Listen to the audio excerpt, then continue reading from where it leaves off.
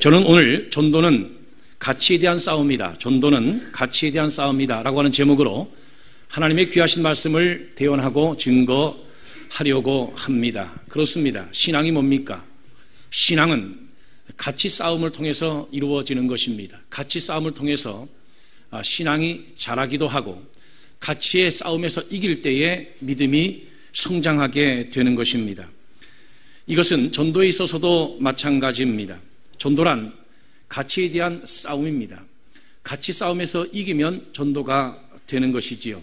왜냐하면 예수를 믿는다고 하는 것은 내가 그동안 중요하게 생각했던 가치를 포기하고 예수 그리스도라고 하는 가치, 예수 그리스도의 복음이라고 하는 가치, 하나님의 나라 가치를 받아들이는 것이기 때문에 그런 것입니다. 그러므로 신앙이란 가치 싸움이라고 할 수 있습니다. 그 가치들을 신학적으로 또는 철학적으로 또 관념적으로 정리한 것을 우리는 가치관이라고 하지 않습니까? 신앙이라고 하는 것은 가치와 가치관과의 싸움이라고 할 수 있습니다. 왜냐하면 어차피 우리 모든 인간은 무엇인가에 붙잡혀 노예처럼 살아가고 있는 것이 현실이기 때문에 그렇습니다. 사도 바울이 두 번째 전도 여행을 빌립보에서 진행을 하고 있습니다. 그런데 그 빌립보에서 만난 사람들을 보면 모두 다 저마다 각기 자기 가치에 붙들려 살아가는 모습을 분명하게 발견할 수가 있습니다. 바울과 실라가 기도하는 곳에 가다가 처음 만난 대상은 귀신 들려 점치는 여종입니다. 그가 점을 쳐서 그 주인들에게 큰 이익을 주는 여인이었습니다. 여러분, 귀신의 가치에 붙들려 살아가는 사람은 그가 보는 모든 세계가 귀신의 세계고 그가 듣는 모든 소리가 귀신의 소리이며 그가 귀신이 들려주는 대로 말하고 귀신이 알려주는 대로 알게 될 수밖에 없는 것이지요. 모든 것을 귀신의 관점으로 보고 모든 것을 귀신의 관점에서 상대하는 것입니다. 이것은 귀신 들린 이 여종에게만 해당되는 것이 아니라 오늘 현대를 살아가고 있는 많은 사람들도 이와 같이 귀신에 붙들려 살아가는 사람들이 많습니다. 그래서 귀신에 묶여서 이사도 함부로 못하고요. 벽에다가 못 하나 자기 마음대로 박지 못합니다. 결혼 날짜도 편안하게 못 잡고 살아가는 사람들이 한두 사람이 아니에요. 여러분, 우리가 이 귀신에 붙들려 살아가지 말고 하나님께 붙들려 살아가는 믿음의 사람이 되기를 주님의 이름으로 축복하고 축원합니다.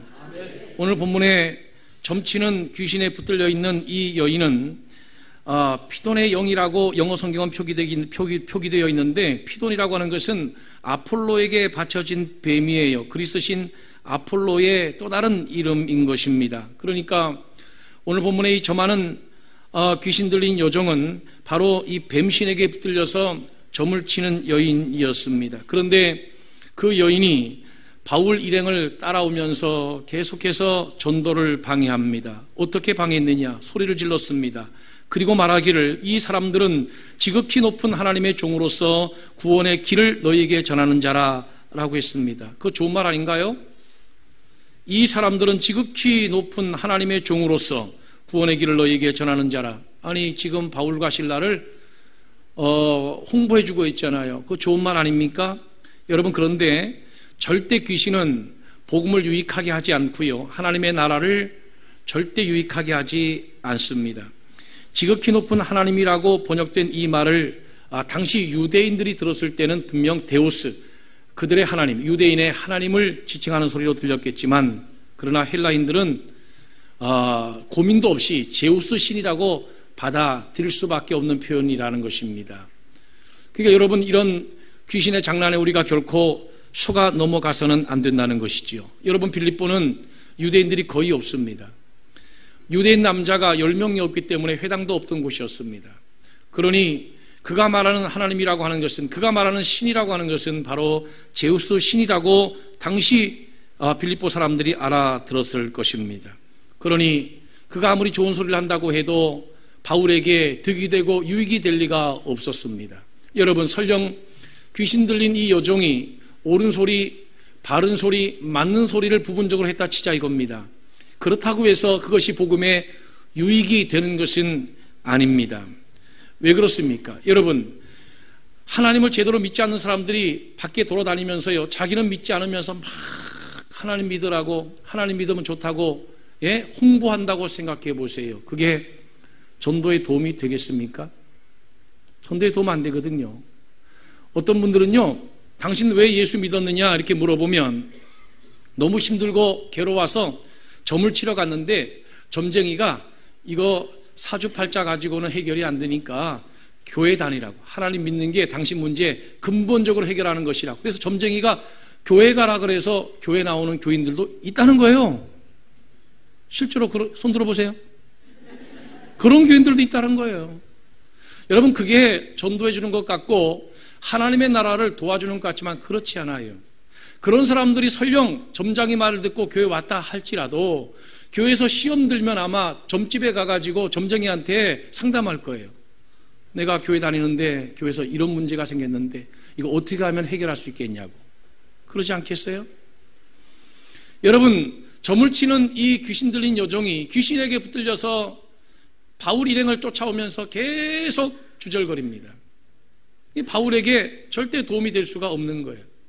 설령 그의 말이 맞다 할지라도 바울이 부각되거나 하나님이 부각되는 것이 아니라 그 점쟁이가 더 부각될 뿐이고, 그 점쟁이에게 씌어져 있는 그 귀신의 신통함만이 더 드러나게 될 것입니다. 그래서 바울은 결코 용납할 수가 없어 주 예수 그리스도 이름으로 이 귀신을 내어 쫓아준 줄로 믿으시기를 바랍니다. 이것이 본문 18절이에요. 그 귀신에게 이르되 예수 그리스도 이름으로 내가 네게 명하노니 그에게서 나오라 하니 귀신이 즉시 나오니라. 할렐루야. 아무리 귀신이 신통력이 있다 할지라도요, 예수 이름으로 귀신에게 명령하면 그 예수 이름 앞에는 귀신이 조금 더 있다 나가겠다고 유보할 수도 없고 지체할 수도 없고 망설일 수도 없고 즉시 나갈 수밖에 없는 거예요. 그러므로 결코 귀신에게 붙들려 사는 저와 여러분들이 되지 않기를 주님의 이름으로 축복하고 축원합니다. 이거 보면 참 우리가 예수 잘 믿어야 돼요. 여러분, 가만히 보면 아무리 봐도 그의 행동 거지가 예수 믿는 사람이 아니에요. 큰 데 다니면서 혼자 예수 제일 잘 믿는 것처럼 냄새를 풍기며 다닙니다. 그게 여러분 교회 부흥에 도움이 됩니까? 하나님의 나라 성장에 도움이 됩니까? 그게 전도에 도움이 됩니까? 그게 진리를 전파하는 데 도움이 됩니까? 아니에요. 도움이 안 돼요. 누가 봐도 엉터리인데 그 사람이 입만 벌면 그냥 교회 얘기, 입만 벌면 성경 얘기, 그 도움이 전혀 안 되죠. 여러분, 귀신이 이러저러한 능력이 제한적으로 가지고 있다 할지라도 귀신이 하지 못하는 것, 절대 할 수 없는 게 있어요. 그것은 뭐냐면 전능하신 하나님을 믿지 못해요. 예수 그리스도를 영접지 못해요. 믿습니까, 여러분? 안 믿는 사람들이 다니면서 믿는 척하면 절대 복음에 도움이 되지 않는 것입니다. 여러분, 우리는 귀신의 가치에 붙들려 살아가고 귀신의 가치 때문에 살아가는 사람이 절대 돼서는 안 돼요. 예수 잘 믿는 것처럼 보이는 교인들도 말이지요, 결정적인 순간이 오면 날짜를 어디 가서 잡아오냐면 점집에 가서 날짜 잡아와가지고 주례는 목사한테 부탁을 해요. 아니, 목사하고 상의를 해야 되는데 아니, 이사는 손 없는 날 이사 가야 된다고 점집에 가가지고 이사 날짜 정해놓고 목사님 이사 있으니까 신방 드려주세요. 목사한테 예배 드려달라 그래요. 기껏 애가 안 생길 때는 목사한테 와서 애 갖게 해달라고, 아이를 낳게 해달라고 기도를 요청해서 기도를 받아서 애가 생기면 이름은 장명소 가서 짓고 와요. 장명소 가가지고. 여러분, 웃을 일이에요? 오전에 예배를 드렸는데 심령이 컬컬하면 오후에는 점집에 찾아가는 거예요. 내가 교회 가서, 또 어떤 사람들은 교회를 옮길 때 점집에 가서 어느 방향의 교회를 가야 좋은가 이거 물어보는 사람도 있다는 거예요. 이거 여러분 참 어이가 없는 일이에요. 예수 믿는 사람들이 무슨 트라우마가 있고, 예수 믿는 사람들이 무슨 운수가 있고, 예수 믿는 사람들이 무슨 재수를 따져요. 예수 믿는 사람들은 하나님을 바라보며 인도하실 하나님을 기대하고 믿음으로 나가는 게 신앙이고, 그것이 믿음인 줄로 믿으시기를 바랍니다. 할렐루야. 두 번째 보니까 그 귀신의 여종의 이야기가, 귀신의 여주인의, 귀신 들린 여종의 그 주인들의 이야기가 나와요. 주인들이라고 한 것을 보니까 이 여종에게는 주인이 한 명 있는 것이 아니라 여러 명이 있었던 것 같아요. 점을 쳐서 얻은 그 수익을 자기 주인들에게 다 뺏기는 겁니다. 그 주인들은 귀신 들린 여종이 점을 쳐서 수익이 생기면 다 뜯어가고 빼앗아가요. 자, 여러분, 정상적인 상황이라고 하면 귀신 들려서 점하는 이 여인, 귀신에게 노예가 되어 있고 주인들에게 노예가 되어 있는 이 여인을 해방시켜주고 귀신을 내어 쫓아 주었다고 하면, 그래서 제정신이 돌아오겠다고 하면, 아니 칭찬해주고 감사해야 될 일인데 귀신을 쫓아내서 자신들의 수익이 끊어졌다고 사도 바울을 장터에 갔다가 고발했습니다. 관원들에게 고발한 거예요. 그래서 시큰 두들겨 패게 해서 바울 일행을, 바울과 실라를 감옥에 가두게 한 것입니다. 이 점치는 여종의 주인들은 그런 관점에서 본다면 영혼의 문제는 처음부터 아예 관심이 없는 것 같아요. 한 사람의 인권에 대해서도 전혀 관심이 없어요. 그저 나의 수익이 끊겼느냐 아니면 유지되느냐, 여기에만 관심이 있는 것 같아요. 자기의 수익의 소망이 끊어진 것을 보고 바울과 실라를 붙잡아 장터로 관리들에게 끌어갔다가 상관들 앞에 데려가서 말하되, 이 사람들이 유대인인데 우리 성을 심히 요란케 하여 로마 사람인 우리가 받지도 못하고 행하지도 못할 풍속을 전한다라고 고발한 것입니다. 그랬더니 상관들이 옷을 찢어벗기고 매로 치라하여 바울과 실라를 감옥에 가둬버렸던 것이지요. 자, 여러분, 핑계는 많습니다. 핑계는 귀신을 내어 쫓아주었다고 그들을 고발한 게 아닙니다. 우리 성을 심히 요란하게 했다. 우리가 받지도 못하고 행하지도 못할 풍속을 전한다.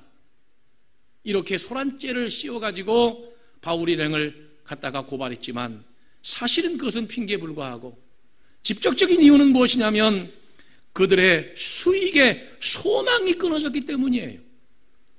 귀신 들린 여종이 점을 잘 쳐가지고 수익이 생겨 그것을 주인들에게 갖다가 바쳐야 되는데 귀신이 쫓겨나갔으니 점괘가 나오지 않고 점을 칠 수 없으니 수익이 없어 이 주인들은 그것을 견디지 못하고 바울 일행을 박해했던 것입니다.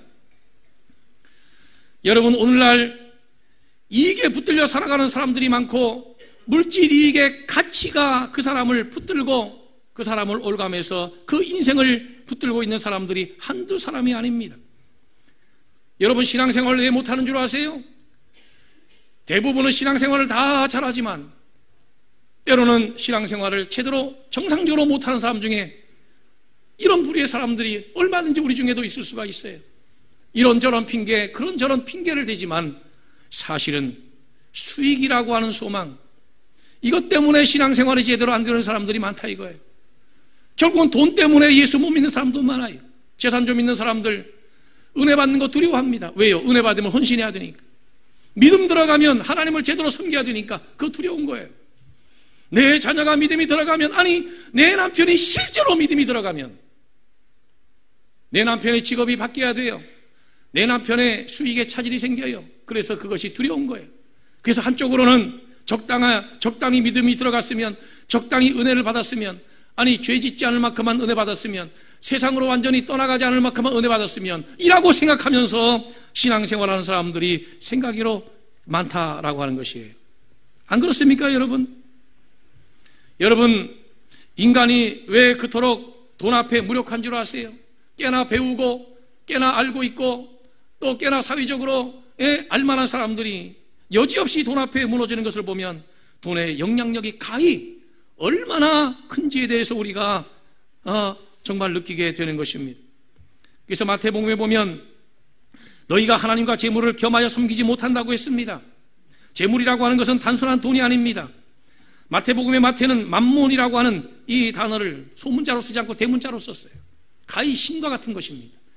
여러분, 재물을 너무 얕잡아 보지 마세요. 재물이라고 하는 가치가 하나님과 섬김에 대해서, 섬김의 대상에 대해서 견줄 만큼 그 정도로 돈은 영향력이 큰 거예요. 돈 때문에 하나님을 섬길 수도 있고 돈 때문에 하나님을 버릴 수도 있다는 거예요. 항상 신앙이라고 하는 것은 돈과 재물 사이에서 나의 선택에 따라 하나님을 선택할 수도 있고 재물도 선택할 수가 있는 거예요. 겸하여 섬길 수가 없다는 거예요. 이처럼 여러분, 재물의 위력이 강한 것입니다. 오늘 본문에 보면 귀신 들린 여종의 그 주인들은 철저히 물질이라고 하는 가치, 여기에 매여서 모든 것들을 생각하고 모든 것들을 판단하고 모든 행동들을 발휘하는 그런 모습을 볼 수가 있어요. 사람들은 내가 돈 버는 내 거라고 생각합니다. 그러나 그렇지 않아요. 조금만 배가 아파서 병원에 가도 그 돈 다 병원에 놓고 와야만 합니다. 돈이면 뭐든지 다 할 수 있다고 믿어요. 아니요. 돈보다 소중한 거 많아요. 돈이 우리를 속이는 거예요. 아니, 우리가 돈에게 속는 거예요. 사탄은 돈만 있으면 행복하다고 우리를 유혹합니다.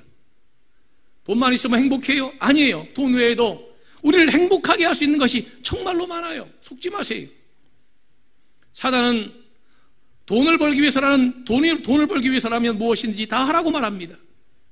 심지어 신앙생활도 일단 중단할 것을 요구합니다. 아닙니다, 여러분. 속는 것이에요. 여러분, 물질의 가치에 속지 마시기를 주의 이름으로 축원합니다. 믿음이라고 하는 것은 하나님과 재물 사이에서 하나님이라고 하는 가치를 선택해야 믿음이 형성되고 만들어지는 것이지, 하나님과 재물 사이에 하나님을 선택하지 못하고 재물을 쳐다보는 한 절대 믿음이 들어가지 않아요. 그리고 재물에 치우친 사람들은 절대 하나님을 믿을 수가 없어요. 그러므로 신앙이라고 하는 것은 가치와의 전쟁이에요. 전도라고 하는 것도 가치 전쟁인 것입니다. 가치 전쟁에서 이기면 전도가 되고 가치 전쟁에서 패하면 전도가 실패할 수밖에 없는 거예요. 물론 모든 사람이 다 물질이라고 하는 가치에만 붙들려 있는 것은 아니에요. 여러분, 오늘 본문에 보면 재판장도 나오고 상관도 나오고 간수도 나오고 관리인들도 다 나옵니다. 여러분, 그들의 삶을 보세요. 얼마나 편견에 붙들려 있는지. 이 사람들은 유대인이라고 하지 않아요? 유대인이라고 하는 편견에 붙들려 있어요. 유대인이기 때문에 재판도 하지 않고 그들을 매질하여 감옥에 가둬버린 것입니다. 예수님께서 당시 서기관들과 바리새인들을 질책한 이유 중에 가장 큰 이유가 뭔 줄 아세요? 그들이 율법에 대한 집착성, 율법의 본질은 붙들지 아니하고 율법의 껍데기, 형식만 붙들고 전통의 의미는 다 버려버리고 전통이라고 하는 껍데기만 붙들고 외식하는 신앙인으로 전락해 있을 때에 주님께서 그들을 책망하지 않았습니까? 어떤 교회가요, 멀쩡히 잘 신앙생활하던 교회인데 두 교회로 딱 쪼개지고 갈라졌다는 거예요. 왜 갈라졌는가? 강단에 카페트를 까는데 서로 의견 충돌이 난 겁니다. 강단의 카페트는 빨간색으로 깔아야 하는데 왜 초록색으로 까냐? 그래서 싸움이 붙은 거예요. 빨간색으로 깔아야 된다라고 하는 교인들은 그마다 이유가 있고요, 믿음도 있었어요. 왜냐하면 하나님 예수께서 십자가에서 보혈의 피를 흘리지 않았느냐? 보혈의 색깔이 빨간색이냐 초록색이냐? 강단에서 피 묻은 주의 복음이 선포돼야 되는데 강단은 빨간색이어야 된다. 그래서 빨간색을 카페트 깔아야 된다고 주장을 한 겁니다. 그런데 반대편에서는요, 아니 예수님이 생명의 주님인데 아니 생명을 상징하는 것은 이 초록색이지 않냐? 그러니까 강단을 초록색으로 깔자. 아니 생명의 복음이 전파되는 곳인데 초록색이 얼마나 시원하고 좋냐? 초록색 깔자. 왜 교회에 전부 다 시뻘건 것만 갖다 깔아놓느냐? 교회가 무당집이냐? 이렇게 하고 의견의 충돌이 났는데 의견 충돌이 조금씩 과해지다 보니까 교인들이 각기 두 줄로 선 거예요. 한쪽에는 빨간 카페트 쪽으로 교인들이 서고 또 한쪽으로는 푸른 카페트 쪽으로 줄을 선 거예요. 그래서 결국은 교회가 두 동강이 났는데 한 교회는 카페트도 빨간 것으로 깔고 십자가도 빨갛게 페인트 칠을 해가지고 한 교회가 나가고 또 한 교회는 아예 교회 이름을 그린처치, 그린교회라고 만들었다는, 그린교회라고 이름을 줬다는 거예요. 그린교회. 그림이 초록색이죠. 그린교회. 이렇게 해서 교회가 두 개로 갈라졌다는 거예요. 여러분, 이게 뭡니까, 여러분? 신앙이라고 하는 것이 복음이라고 하는 가치에 붙들려야 그게 신앙이고 믿음이라고 하는 것이 하나님의 말씀의 가치에 붙들려야 그게 진짜 신앙인데, 이게 말이죠, 선입견과 여러 가지 어떤 고정관념에 붙들려서 신앙이라고 하는 형태만 붙들고 있어요. 더 심각한 것은 군중심리에 붙들려가지고 말이지요, 무리가 일제히 일어나 고발하니 그랬잖아요. 여러분, 오늘날 참 우리가 안타까운 것은 지금 세상은 기울어져 있어요. 또 기울어져 가고 있어요. 진영 논리에 기울어져 가고 있어요. 어떤 것이 옳은가, 어떤 것이 옳지 않은가라고 하는 것이 아니라 내가 어디에 소속해 있느냐, 소속만을 중요시 여기고 옳고 그런 것을 중요시 여기지 않는 그야말로 진영 논리, 이것이 바로 사회를 망하게 하고 공동체를 망하게 하는 거예요. 여러분, 우리 교회 속에서는 어떤 것이 하나님의 뜻인가라고 하는 것에 관심을 가져야지, 내 편이냐 너 편이냐에 관심을 가지면 안 돼요. 할렐루야. 그럼 망하는 거예요. 국가도 망하고 가정도 망하고 교회도 망하는 거예요. 어떤 가정들은 그 좁은 가정 속에서도 엄마 아빠 편을 갈라요. 그래서 싸운다니까. 엄마 아빠 편을 갈라서 엄마 편하면 쫙 붙어, 아빠 편하면 쫙 붙어. 그래서 싸우는 거예요. 그리고 수시로 확인합니다. 엄마가 더 좋아, 아빠가 더 좋아. 너 엄마 아빠 갈랐으면 누구하고 살 거야? 고민을 합니다. 아이들이 얼마나 고민이 됐으면 엄마 아빠 갈랐으면 나 양쪽에서 용돈 받을래요? 그러겠어요? 예? 이게 여러분 진영 논리, 이거는 망하는 거예요. 정말 우리가 붙들려야 할 대상에 제대로 붙들려야 하는 것입니다. 할렐루야, 할렐루야. 오늘 본문에 보면요, 재판관이나 상관이나 간수나 관리들을 보면, 거기 보면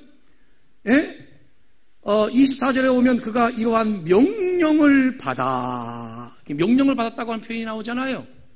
명령을 받아서 간수가 바울과 실라를 가둔 감옥을 지키고 있는데, 바울과 실라가 한밤중쯤 돼서 그들이 일어나 하나님 앞에 기도하고 찬양을 드린 거예요. 여러분, 믿음의 사람들은 어떠한 상황과 어떠한 조건에서도 하나님께 기도로 문제를 해결하고 하나님을 찬양하고 찬미하는 줄로 믿으시기를 바랍니다. 믿음이 뭡니까? 남들은 원망할 때 하나님을 찬양하는 게 믿음이에요.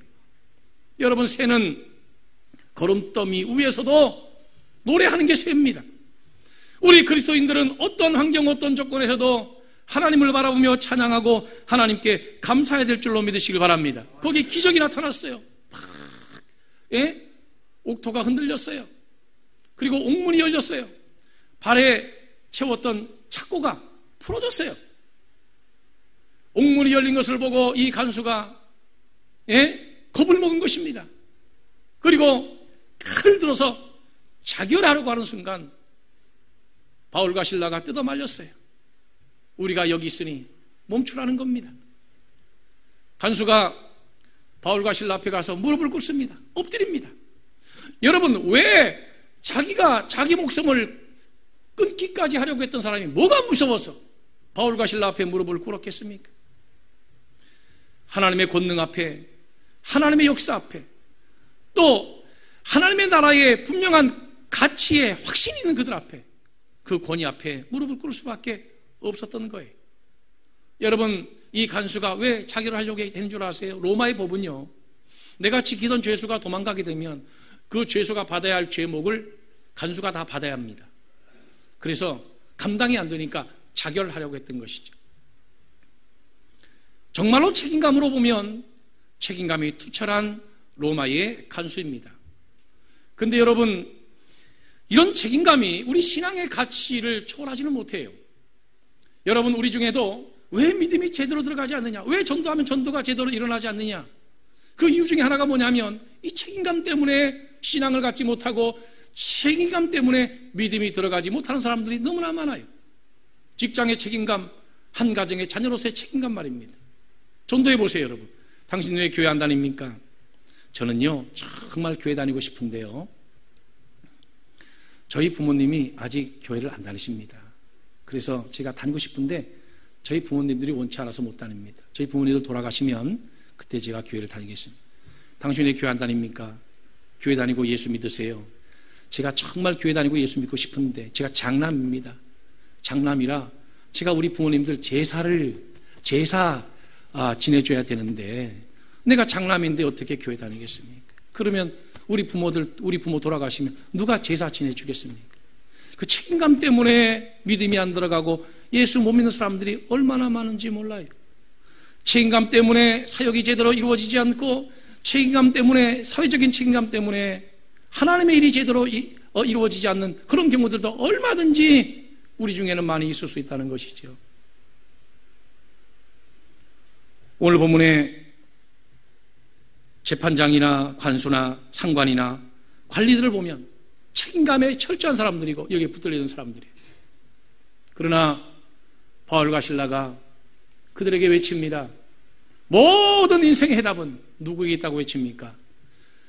주 예수 그리스도에게 있다는 겁니다.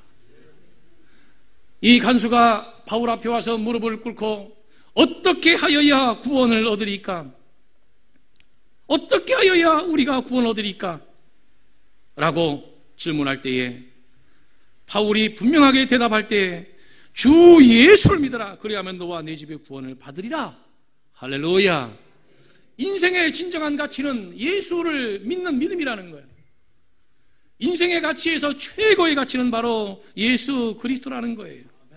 왜 그렇습니까, 여러분?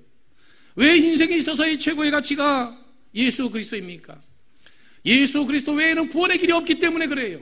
예수 그리스도를 통하지 않고는 하나님의 자녀가 될 수가 없어요. 영생을 얻을 수가 없어요. 멸망을 피할 수도 없어요. 할렐루야. 우리 인생의 유일한 대안은 바로 예수입니다. 우리 인생의 유일한 해답은 바로 예수입니다. 예수 외에는 안 되는 것이에요. 예수 외에는 다른 대안이 없어요. 근본적인 해결책이 없기 때문이에요. 그러므로 사랑하는 성도 여러분, 세계복음화는 누구를 통해서 이루어지는 것인가? 주 예수 외에는 그 인생의 해답이 없다. 그 인생을 변화시키고 구원하는 것은 오직 예수다. 너와 내 집이 구원을 얻을 수 있는 방법은 오직 예수밖에 없다. 예수가 대안이고 해결책이다라고 하는 분명한 예수가치, 이 가치가 분명한 사람들을 통해서 세계복음화가 이루어졌다는 거예요. 그 확신을 위해서 하나님께서는 성령의 권능을 당시 제자들에게 주었다는 것이지요. 오직 성령이 너에게 마시면 너희가 권능을 받고라고 했는데 사도행전에서 오직 성령이 너에게 마시면 너희가 받을 권능이 무엇인가? 뭐라고 생각하세요, 여러분? 병 고침이요? 귀신 쫓음이요? 맞지요? 맞습니다. 그것도 권능입니다. 그런데 사실은 그거보다 더 큰 권능이 있었어요. 그게 뭔지 아세요? 채찍을 피하고 박해를 피하고 시험을 피해서 돌아다니는 권능이 아니라 핍박이 오면 받아요. 때리면 맞아요. 가두면 갇혀요. 도망가지 않아요. 그리고 그 속에서 기도하고 찬송하는 그 영성, 그 권능이 바로 성령을 통해서 주어졌던 하나님의 권능이었다는 것이지요. 할렐루야, 할렐루야. 여러분들은 어떠한 가치를 붙들고 살아가고 있습니까? 여러분들을 붙들고 있는 가치는 무엇입니까? 여러분들은 지금 무엇에 지배받고 살아가고 있습니까? 우리가 적어도 예수 그리스도의 사람이라고 이야기할 때는 예수 그리스도에게 붙들려야 합니다. 예수 그리스도에게 붙들리는 것, 그것이 진짜 그리스도인인 것이에요. 여러분, 바울이 다른 방식으로 구원 얻을 수 있는 길이 있다고 하면 왜 주 예수 그리스도를 믿으라고 했겠어요? 사도 바울과 신라 바울의 일행에게는 언제 어느 때 물어볼지라도 그들에게는 분명한 가치, 최고의 가치, 근본적인 가치, 주 예수를 믿으라. 그 믿음의 가치를 고백할 수 있었던 사람이었다는 것이지요. 보통 10대에는 사랑에 붙잡히고 20대는 인기와 야망에 붙잡혀 살고 30대는 사업과 일에 붙잡혀 살고 40대는 소유와 정욕에 붙잡혀 살고 50대는 권세에 붙잡히고 60대에는 명예에 붙잡혀 산다고 합니다. 어차피 인생이 무엇인가 붙잡고 살아야 한다면 제대로 붙잡고 살아야 되지 않겠습니까? 그게 뭘까요? 주 예수 그리스도와 복음의 가치입니다. 복음의 가치. 여러분, 지금 사도 바울이 살아계시다면 여러분들이 한번 질문할 수 있을 겁니다. 바울 선생님, 당신의 가치는 무엇입니까? 나는 예수 그리스도를 알고부터 모든 것을 다 배설물처럼 여기기로 작정했습니다. 그것이 바로 바울의 고백이에요. 할렐루야. 예수 그리스도의 가치, 그 가치 때문에 모든 것을 버릴 수 있는, 거기에서 바로 사역의 힘이 나오고, 거기에서 사명의 능력이 나오고, 거기에서 바로 복음의 능력이 나오는 것이에요. 세계복음화는 예수 그리스도를 통한 구원의 가치가 선명하고 분명한 사람들을 통해서 이루어진 하나님의 놀라운 역사입니다. 이번 한 주간도 저와 여러분이 예수 그리스도의 가치를 붙들고 믿음 가운데 승리하며 살아가는 믿음의 한 주간 되기를 주의 이름으로 축원합니다. 기도하겠습니다.